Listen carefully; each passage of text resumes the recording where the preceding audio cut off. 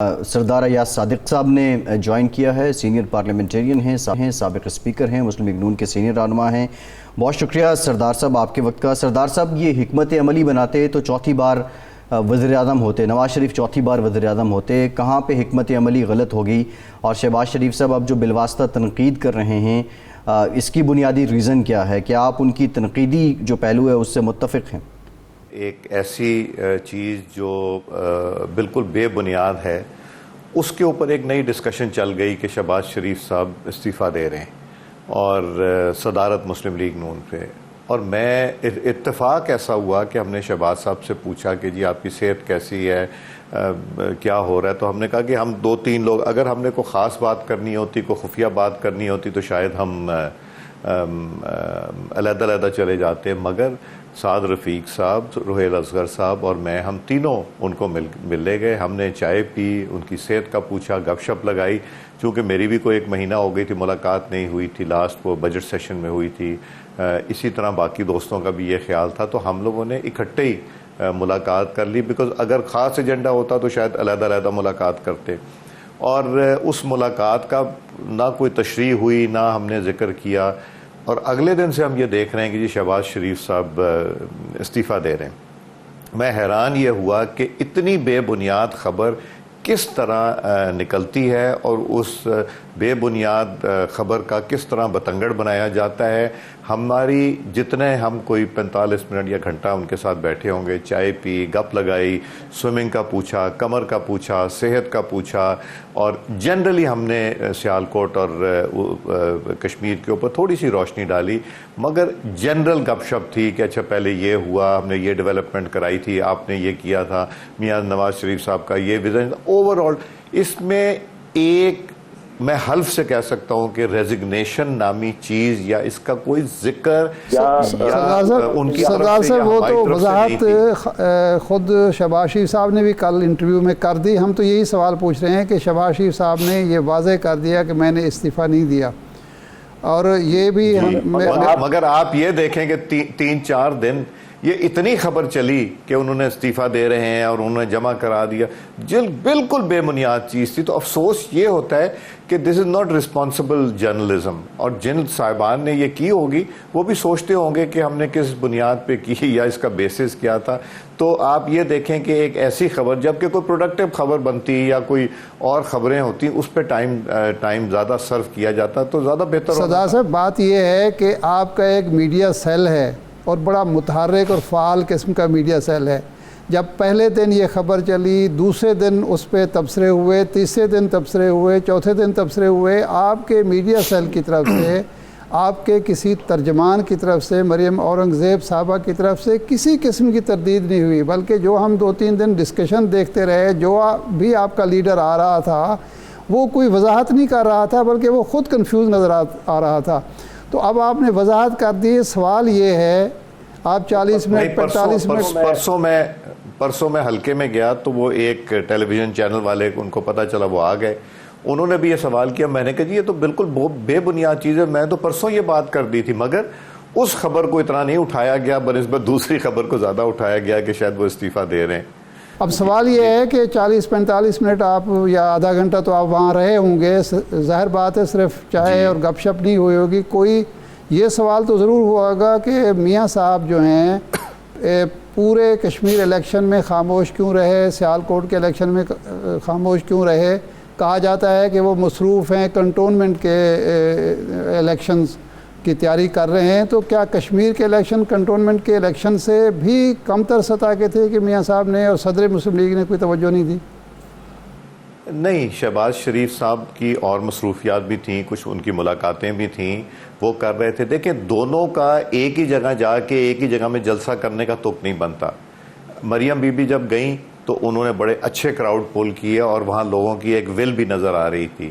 شہباز شریف صاحب ایک آدھ جگہ گئے ہیں، بٹ انہوں نے کیا، اٹ از ناٹ نیسسری کہ دونوں ایک ہی لائن پہ چل جائیں، ایک پلاننگ کرے گا، ایک اسٹریٹجی بنائے گا، ایک جلسے کرے گا، سو اٹس اے کمبینیشن۔ آپ یہ مت ایکسپیکٹ کریں کہ جی دونوں نے ایک ہی جلسے میں چلے جانا ہے یا ایک ہی جگہ چلے جانا ہے یا ایک ہی کیمپین میں چلے جانا ہے۔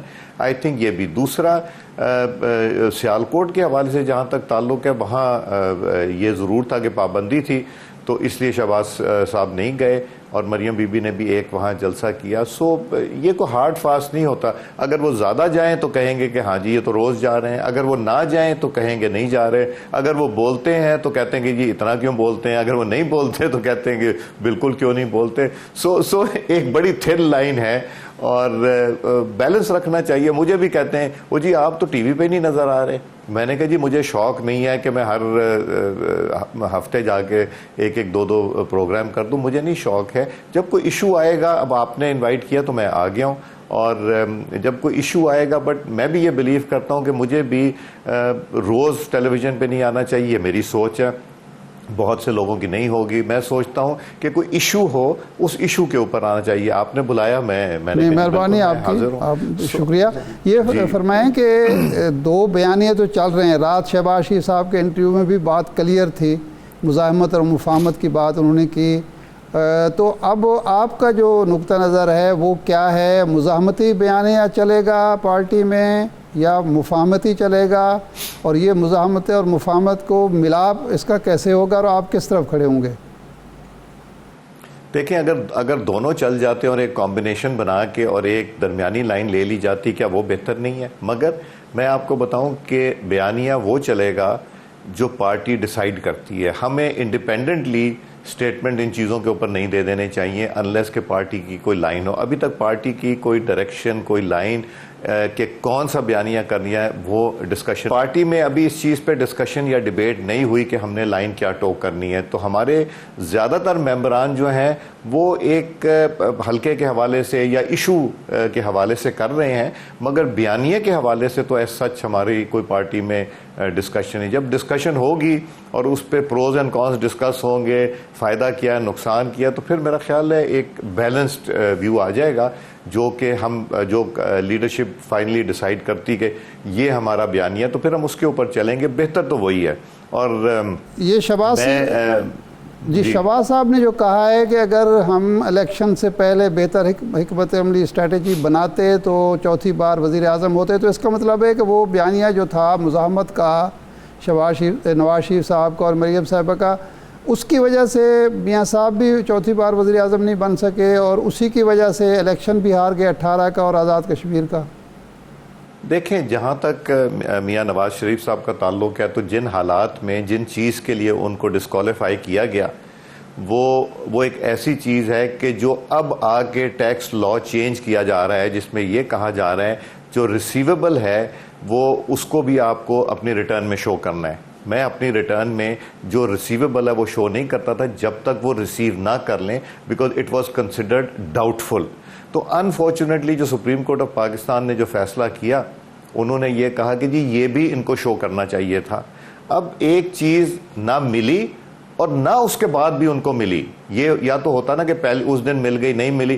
میں تو ڈر کے مارے ان سے یہ کہتا ہوں کہ یار اگر ہمارا کوئی بجلی کا یا گیس کا کوئی 200-400 روپے کا بل آؤٹ سٹینڈنگ ہے جس کی ڈیٹ ابھی تھی اور ہم نے نہیں جمع کرا, اس کو بھی آؤٹ سٹینڈنگ شو کر دو. یہ اٹس اے پٹی کہ ہم اتنی مائنر چیزوں میں جا کے اور اس طرح کے فیصلے کر رہے ہیں کہ ان کو سزا کیا دی گئی, لائف کے لیے ڈسکوالیفیکیشن. واٹ اے پٹی.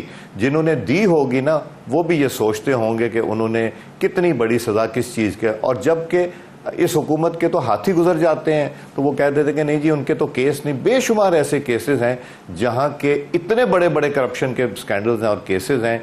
دیکھیں, جو انسان کی اسٹریٹجی ہوتی ہے, جماعتوں کی اسٹریٹجی ہوتی ہے, وہ ایک اسٹریٹجی کبھی بھی نہیں رہتی. آج ایک اسٹریٹجی ہے, کل کچھ اور اسٹریٹجی ہے. حالات کے ساتھ اسٹریٹجی بھی تبدیل کرنی پڑتی ہے اور ہر پولیٹیکل پارٹی کرتی ہے. اور ہم نے جس وقت ہم نے ڈیسائیڈ کر لیا ہم نے لانگ ٹرم کیا رہنی ہے, اب تقریباً 15 اگست کو 2 سال رہ جائیں گے اس حکومت کو, اور ہمیں نظر آ رہا ہے کہ 2 سال کے بعد الیکشن بھی آنا ہے اگر جلدی نہ آ گیا. تو اس 2 سال میں سے پہلے ہم نے اپنی بڑی کلیئر ڈیفائنڈ اسٹریٹجی ایک بنانی ہے کہ ہم نے کس طرح اپنی کیمپین لانچ کرنی ہے یا ہمارا بیانیہ کیا ہونا ہے. اس کے لیے میرا خیال ہے کچھ جماعت کی میں میٹنگز ہوئی ہیں, میں ان کو ایک آدھی میٹنگ میں نہیں تھا, مگر جب بیٹھیں گے اور پوچھیں گے تو تب یہی ڈسکس ہوگا. یا صاحب اب تک نقصان نہیں ہو رہا یہ جو کنفیوژن ہے اس وجہ سے آپ کو سیاسی طور پہ 2 بیانیوں کی وجہ سے؟